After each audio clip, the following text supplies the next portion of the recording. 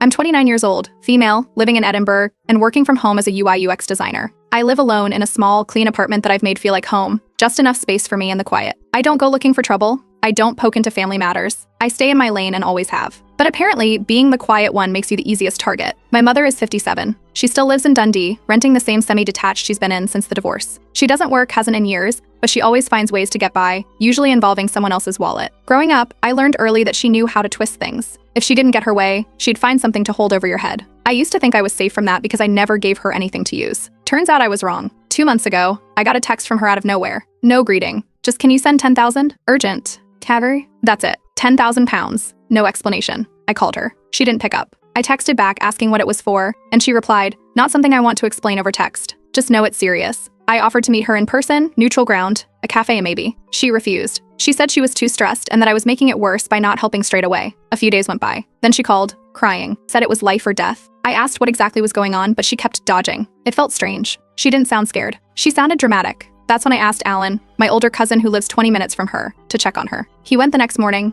said she was fine. A bit worked up, sure, but not in any danger. So I confronted her again. I told her I wasn't comfortable sending that kind of money without knowing what it was for. She exploded, told me I was heartless, said I was cold like my father, and that she never should have expected anything better from me. I didn't raise my voice. I didn't argue. I just said I wasn't changing my mind. That's when she leaned back in her chair, looked me dead in the eye, and said, fine. If you want to play it that way, then maybe the truth needs to come out. I honestly thought she was bluffing. She's always been good at emotional blackmail. Guilt, shame, silence, whatever got the job done. But this felt off. She wasn't yelling. She wasn't crying. She just said it and walked away. The next day, my aunt called me crying. I hadn't spoken to her in months. She asked me if what my mother said was true. I asked what she meant. That's when she told me. My mother had called her and 3 of my other relatives to tell them that my dad, the man who raised me, who I spent every Christmas and summer with after the divorce, it wasn't actually my biological father. She said she had kept it secret for my benefit, but that she was done covering for someone who can't help her in return. She made it sound noble, like she was sacrificing her own comfort to speak some long-hidden truth. But it wasn't for me. It was to punish me. She told them she had a one-night stand while married, or that she had doubts even when she was pregnant,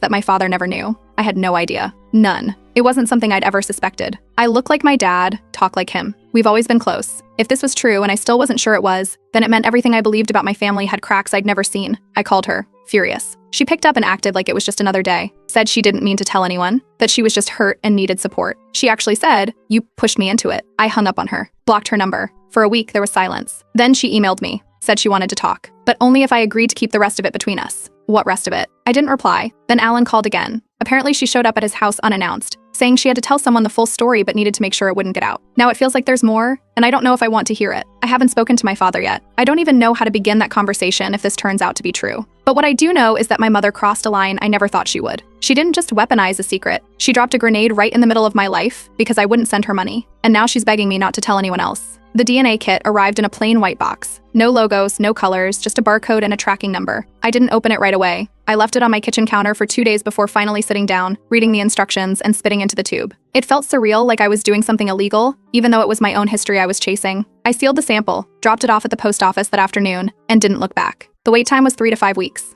I didn't want to sit idle, so I kept my mind busy by digging through some old storage boxes my mother left at my place years ago. She used to dump random things at my flat when she was between apartments. Most of it was junk, expired vouchers, broken chargers, out-of-date calendars, but I found one envelope that caught my eye. Red, thick paper, sealed with tape that had started to curl at the edges. Inside was my birth certificate, but there was something off. The section for the father's name was completely blank. No name, no signature. I'd never looked closely before. I always just assumed my dad had been listed like he was supposed to be. Underneath the certificate was a folded letter. Yellowing paper, smudged ink, unfamiliar handwriting. The letter was short. It mentioned someone named Derek, saying he had a right to know about his daughter before it's too late. I sat with that name for a long time. Derek, it didn't mean anything to me. I called my aunt, the one who had phoned me crying after my mother made her dramatic reveal. I asked her if she knew a Derek connected to my mother. She was quiet for a bit, then said Derek was someone my mother had known in her 20s, before she met my father. Apparently they were close, but then my mother ghosted him, and no one ever heard about him again. I took that as a starting point. With the little detail my aunt remembered, that he lived in Manchester and worked in a garage, I searched online. There were dozens of men named Derek in that area, but only 2 matched the rough age and background I was looking for. I sent both polite, private messages mentioning my mother's name and asking if they had ever known her in the early 90s. One of them replied within a day. He confirmed that yes, they had dated briefly. She had disappeared on him unexpectedly, said she wasn't ready for commitment, didn't want kids, and cut off all contact. I asked him if he'd be open to a conversation. He agreed, but wanted to take it slow, no big reveals, no assumptions, just a talk. He was cautious but curious. Meanwhile, I ignored every single call and message from my mother. I had already blocked her number, but she started using different ones. I blocked those too. Then she started emailing. I didn't respond. There was nothing left to say.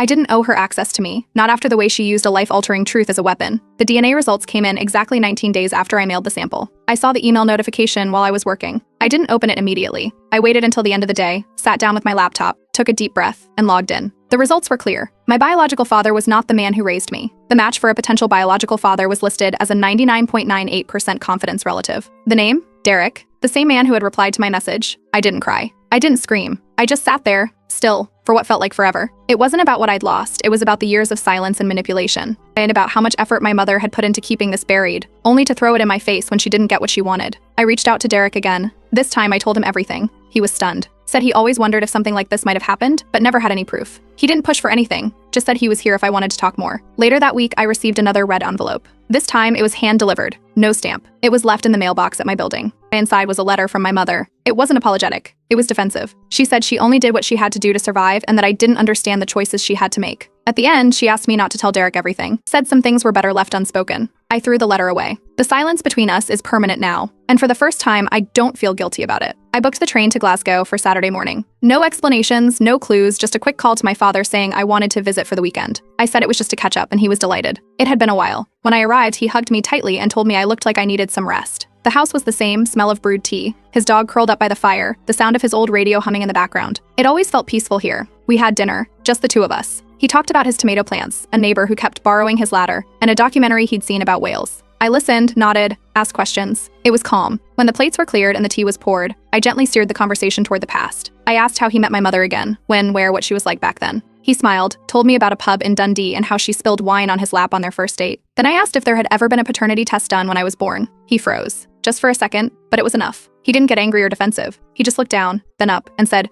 "There was never a reason. You were mine the moment I held you." I nodded. I didn't say anything else. I stayed the night and left the next morning. He waved from the porch, same as always. Back in Edinburgh, I got home to find another envelope. This one was taped to my door, her handwriting again. Inside were old photos. My mother and a younger man, Derek, arms around each other, laughing in a park, kissing outside a cinema. One photo was in a hospital room. She looked pale, and he was sitting beside her, holding her hand. The note said, "You opened the door. Don't go further than this." I called Derek the next evening, told him about the photos. He remembered the hospital visit, said she told him it was a pregnancy scare, then disappeared a week later. He always thought it was strange. I sent him a screenshot of my DNA results. He didn't respond right away. When he did, his message was short. "I think we need to talk." We agreed to meet in person. A quiet cafe outside Manchester, halfway between where we both were. I didn't know what to expect, but he showed up on time. Older now, clearly, but something in his eyes looked familiar. We sat, and he asked for the full story. I gave it to him, everything from the text asking for money to the red envelope and the test results. He listened without interrupting. Then he told me what he knew. She had never told him she was pregnant. He had no idea she even had a child. The hospital visit, he remembered it in detail. She had cried, said she was scared, and then just left his life. When I showed him the letter from the red envelope, the one that said he had a right to know, he went quiet for a long time. Meanwhile, my mother tried again. This time she didn't call, didn't text. She left a letter at my building's mailbox. The front desk recognized her from before. They said she waited outside for nearly an hour. She didn't try to come up, but before she left, she handed a folded note to the receptionist. It read, "You talk, I talk. Choose silence." There it was again. Not regret, not explanation, just a threat. I didn't respond. I called the building manager and made sure her name was added to the do not let in list. They agreed. I changed my email, adjusted my settings, blocked new numbers. I wasn't giving her another route into my life. Derek called again later that week. He wanted to meet once more. He said he had something to show me. A box of things my mother had sent him decades ago. Letters, a postcard from Portugal, a photo of her holding a baby that wasn't labeled.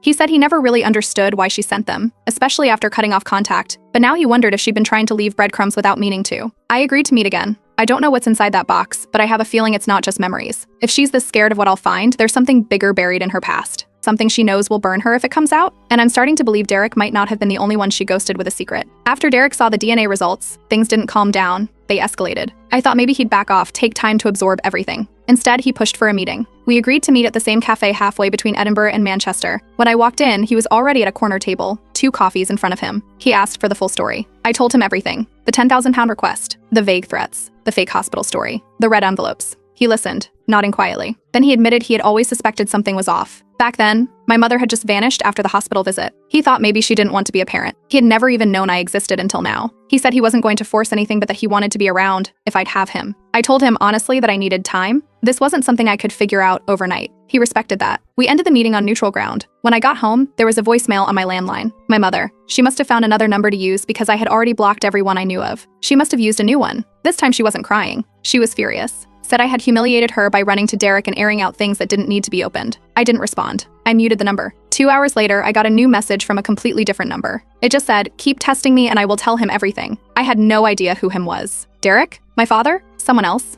I didn't reply. But 2 days later, a Facebook message popped up from someone named Janice. I almost deleted it thinking it was spam, but the name sounded vaguely familiar. She introduced herself as someone who used to work with my mother years ago, back when she had a job at a small accounting firm. She said she didn't want to intrude but thought I should know something. She said she remembered my mother telling stories about a man who paid her to stay quiet, that she'd occasionally brag that she had something on someone rich and dumb enough to believe anything. I called Janice later that day. She was cautious, didn't want to get dragged into something, but she told me that back then, my mother always had money even when she wasn't working. Whenever people asked, she would laugh and say she had private backing. Janice never pressed too hard, but she remembered one name my mother let slip, Llewellyn. That name hit me like a brick. I had seen it before, on the back of the letter inside the red envelope. It was faint, written in blue ink, Mr. Llewellyn. I had overlooked it during the first few reads. I started searching. There weren't many Llewellyns around, but eventually I found an old listing for a retired solicitor by that name, based near Sterling. His website was outdated, but there was still a number and an option to book a consultation. I made an appointment under the pretext of needing help with family legal matters. When I arrived, his office was in an old sandstone building. Tidy, quiet, too many paper files stacked on wooden shelves. He greeted me politely, offered tea, and asked what brought me in. I gave a fake reason, said I was working on my own will, and had some questions about inheritance laws. Then halfway through the conversation, I mentioned my mother's full name and asked if she had ever been a client. His expression changed instantly. He didn't smile, didn't frown, just went quiet for a beat too long. Then he said, "I'm not at liberty to discuss client matters, even if the client is no longer active." I said I understood and stood to leave. But before I did, he said, "Some truths aren't buried, they're shelved. And sometimes clients pay us to keep them shelved. That's the best I can say." I thanked him and left. That night, I started going through every old box and envelope I had again. I took pictures of everything, labeled them, uploaded them to a cloud drive in case anything happened. I wasn't being paranoid, I was being careful. Someone had paid for silence. And my mother was terrified I'd figure out what that silence was protecting. But now I wasn't the only one asking questions. Derek called me again that week. Said he was trying to find someone too, an old friend of my mother's who had suddenly gone off the map in the late 90s. He said the more he thought about things, the more they didn't add up. The timing, the secrecy, the money. It felt like a pattern. And maybe my mother's biggest fear wasn't just about Derek finding out I existed. Maybe it was about who else might come out if we kept digging. After I left Mr. Llewellyn's office, I stopped treating this like a family drama and started treating it like a full-on investigation. My mother's secrets weren't just emotional, they were tied to money, manipulation, and legal smokescreens. I opened my laptop that night and ran her name through every financial record database I could find. I used her current name, her married name, and then tried her maiden name. That's when I found something. A dissolved limited company registered under her maiden name. It was shut down 3 years ago, but the records showed a bank account that hadn't been flagged as closed. I traced it through old directories and realized the account was still listed as active with restrictions. It didn't tell me much, but it was enough to know there was still movement behind the curtain. I called Clara, an old friend of hers who used to be involved in some vague wellness business they started together. Clara and I hadn't spoken since I was a teenager. I wasn't even sure she'd pick up, but she did. She was cautious at first, said she hadn't spoken to my mother in years. I told her this wasn't a social call. I needed to know if she remembered anything about financial deals my mother might have made. Clara admitted something that stopped me cold. She said my mother once told her she had received a settlement, not from a lawsuit, but from a private agreement. She didn't know who it was from. She only knew my mother joked once that the money was insurance in case my daughter turns on me. Those were her exact words. I went to my bank the next morning. I asked if there had been any recent attempted wire transfers that didn't go through. The teller checked, paused, and said there had been one flagged for unusual activity a few weeks ago. It was blocked automatically due to irregular sender credentials. The sender? KL Holdings. I had never heard of that. I searched the name and found out it was listed as a dormant company tied to a now defunct legal advisory firm. The twist? It was once associated with Derek's old law firm, back before he stepped away from corporate work. I called Derek. He was surprised. He had never heard of KL Holdings and didn't recognize the company name. But the moment I mentioned it was linked to his former office, he said he'd reach out to a former colleague. A few hours later, he called me back. His contact had found the wire transfer attempt, and it was real. Even worse, the bank had a record that the account was frozen after a third party called and claimed I was being manipulated into accepting funds. That third party used a name, an address that matched my mother's. She had blocked me from receiving money she thought I might use against her. I didn't call her. I sent a direct email with one sentence, "I know about the account." Her response came 2 hours later, "You're pushing me into dangerous places." That night, around 10 p.m., someone slipped an envelope through the mail slot in my door. No markings, no return address, just folded paper. Inside was a photocopy of a hospital discharge sheet from the week I was born. The patient name wasn't hers. It said Mary Jones. I didn't recognize it. I searched the name and found an obituary. Mary Jones had passed away 10 years ago in Dundee, same city where I was born. Then I looked at the hospital ID number on the discharge paper. It matched the one on my official birth certificate, and when I dug further, I discovered that the hospital had a history of clerical errors and mismanaged records around that time due to chronic underfunding and poor oversight. Now I had 2 different names attached to the same hospital file. I dug deeper. That hospital was flagged years ago for record mishandling. A major report had come out about lost files, duplicated IDs, and a few cases of patient identity misuse, none of which had led to full investigations because of lack of resources. This wasn't just a case of a mother hiding an affair anymore. It looked like someone had covered their tracks using a dead woman's medical identity. Whether my mother borrowed Mary Jones' identity to shield herself, to protect me, or for something more sinister, I didn't know. But what I did know was this: everything I believed about my childhood, from who raised me to how I was born, was now under question. I called a solicitor the next morning. Not Mr. Llewellyn, a new one. Younger, neutral, and completely unrelated to anyone involved. I didn't share every detail, just the documents. I needed someone objective, someone who could tell me if this was just an old mistake or if I'd accidentally stepped into something far more serious. And while I was at the solicitor's office reviewing copies, my neighbor texted to say someone was standing outside my building, watching the windows, not knocking, not moving, just waiting. After I saw the hospital records and confirmed the false name, I stopped waiting for my mother to fix things. I gathered everything I had: DNA results, the blocked wire transfer, the company details, the name Mary Jones, the solicitor's cryptic warning, and the hospital document with the mismatched ID. I laid it out in an email, direct and without emotion. I told her I knew she'd hidden more than just an affair. I said she could tell me the full truth now, or I'd speak to a solicitor and make everything public. I gave her 5 days to respond. She didn't reply. Instead, I received a letter from a law firm in Dundee. It arrived by registered mail. The letter accused me of harassment, defamation, and emotional blackmail. According to her lawyer, I was threatening to sabotage her name and peace for personal gain. The letter demanded a full retraction of all accusations and a signed agreement to cease any further contact. It was formal, cold, and came with a threat of legal action if I didn't comply. I didn't reply. I didn't contact the firm either. Instead, I booked a call with a family mediation service and requested a supervised meeting to resolve historical misunderstandings regarding identity and financial history. They reached out to her and scheduled a neutral session. She didn't show up. The mediator waited half an hour, then sent me a note confirming her absence. That same week, Derek came to Edinburgh. We met at a small co-working space I rented for privacy. He had a file with him, new information. A friend of his from the legal world had been digging. Inside were accounting notes from the firm my mother had worked with before shutting down her company. The records showed she had been receiving consistent anonymous deposits since the year I was born. One payment was labeled postnatal discretion. Another was recurring retention. The amounts weren't huge, but they were regular and untraceable. Whoever had set it up had gone to lengths to keep the paper trail clean. But there was enough to suggest a pattern. She'd been paid to go away after having me, and she'd agreed. I didn't go public. I didn't start calling relatives. I used an anonymous email account and joined a legal advice forum, not to post the whole story but to ask about legal definitions. I asked, if someone gave birth under another name, received payments to stay quiet, and withheld paternal identity, does it count as misidentification or fraud? A paralegal replied. They said it could fall under child misidentification, possibly adoption fraud, especially if the birth was registered under a false name or the paternity section was deliberately falsified. It would depend on what paperwork was filed and whether there was intent to deceive a government agency. I wasn't looking to press charges yet. I needed someone neutral to walk me through it. I reached out to Alan, my cousin who had checked on my mother during her fake emergency weeks ago. I hadn't told him everything back then. Now I did. I sent him a PDF with no dramatic explanations. Just names, bank entries, payment notes, timelines, and a copy of the hospital document with the fake identity. I wrote a short message. I'm trying to understand what this all means. If you have any thoughts, I'd appreciate it. Alan called me the next day. He said when he was younger, he always felt like something about her didn't line up, like there were parts of her story she refused to let anyone touch. But no one ever had proof. He said if I wanted to pursue this further, he'd back me up. That night, someone called me from a restricted number. I let it go to voicemail. It was her. Her voice was flat, no crying, no screaming. She said she wanted a private meeting, said she was ready to confess everything, that she was done fighting, and would explain what really happened. I haven't replied. I've already contacted a new solicitor, someone completely disconnected from the people in my story. I sent them every document, every date, every detail I had. They started reviewing it all, quietly. Because whatever my mother is scared of, it's not just about me anymore. It's about how far she went to disappear from something, or someone, and what she's been hiding behind ever since. We met in a rented private room above a cafe near Waverley Station. I chose the location, neutral, quiet, close to public places. I arrived early and set a small voice recorder on the table. No tricks, no hidden devices. It was right there in the open. She saw it. She didn't ask questions. She walked in wearing a beige coat I hadn't seen in years. Hair tied back, no makeup. She didn't greet me, didn't smile. For the first time, she waited for me to speak. I asked why she told the family I wasn't my father's child, why she let everything spiral, why money was always the reason for every storm she created. She sat still for a long time before speaking.